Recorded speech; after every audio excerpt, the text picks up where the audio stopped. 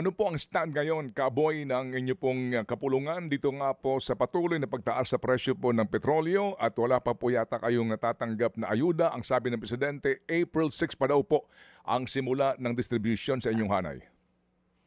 Actually po, may pag-uusap po kami ni kasamang Obet Martin. Tatlo po kaming magkakaalyado.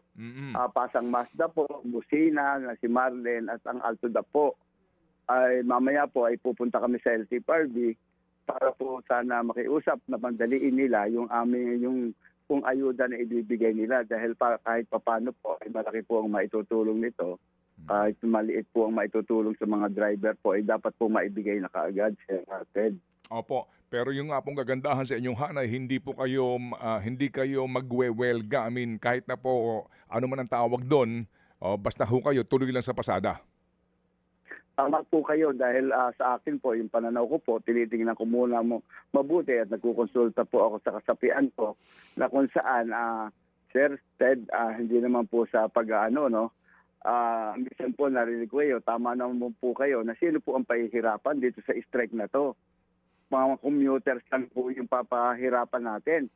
Sa akin po, ayoko mahirapan ng mga commuters dahil po, Sir Ted, dito po kami kumukuha ng kabuhayan namin, ang pagkain ng pamilya namin araw-araw, Sir Ted. Oo nga po. Pero Kaboy, sa ngayon ho ba gaano karami ang inyong miyembro ho sa buong Pilipinas at ilan po dito ang hindi na muna pumapasada dahil nga din po sa hirap nga na hindi na halos kumikita at lugi pa po yung iba dahil nga sa mahal ng petrolyo? Tama po kayo, Sir Ted. Meron pong mga ilan-ilan na tumawag na sa akin na yun lang po yung sigurong paghandaan ng gobyerno na kung saan, Sir Ted, baka po dumating sa punto, lalo po sa Martes, magkakaalam-alam pa dahil tataas pa po yung diesel natin.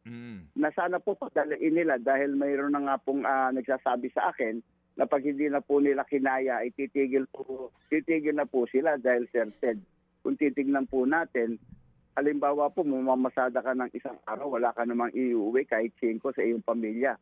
Pagod at hirap lang po yung inabot mo, Sir Ted. Opo. So ilan po ang inyong miyembro sa buong Pilipinas, sir, sa pinakahuling tala ninyo? Hindi ko po binibilang na yung tayo naman po ay may sa mga probinsya po, mga federation po yung hawak natin, kagaya po sa Iloilo.